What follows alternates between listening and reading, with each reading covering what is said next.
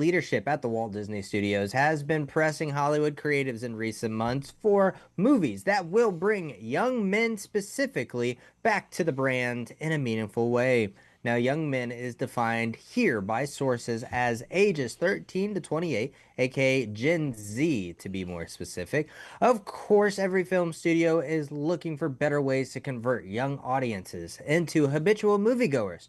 Now, numerous studies show that Gen Z men in particular are not the easiest segment to grasp.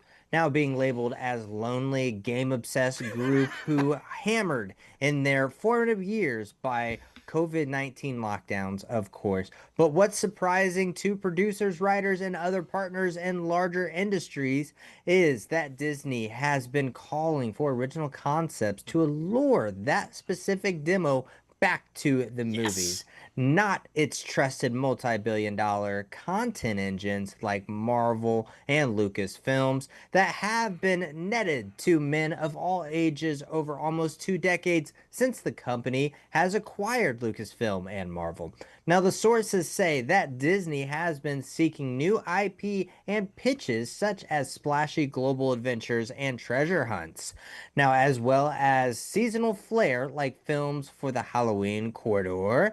As it stands, Disney is in line with Sony Pictures and Paramount in its market to share for Gen Z. Now, that's about 10% of ticket buyers as of 2024.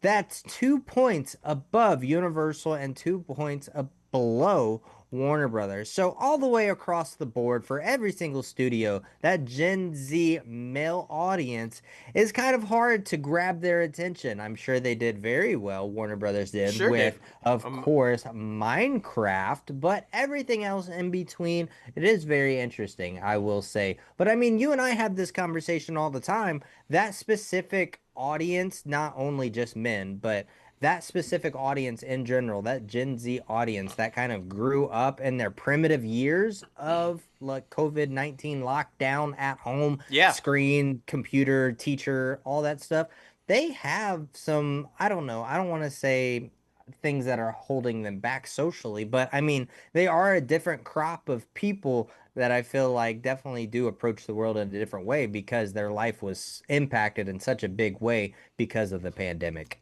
I would agree with that, and I'll say it. Let's not be short of saying it. They're socially awkward. Yeah. They just are.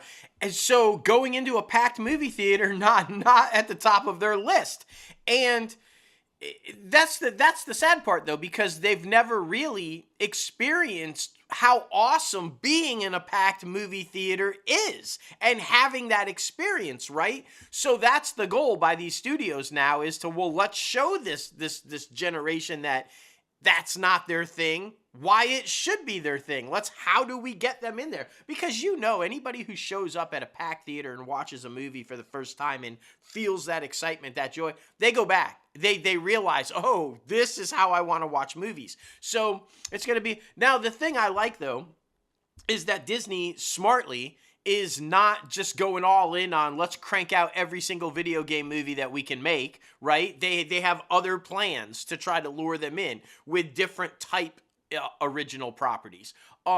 Obviously they're going to have their own little, we're going to see how Tron Ares does, because Tron was huge back in the day. It was one of the first video game movie adaptations on the big screen way back in the day, and it's clearly been updated for the Gen Z generation. So we're going to see how that plays out, and if that's successful for them, or if they have to go, maybe let's try something this, something that.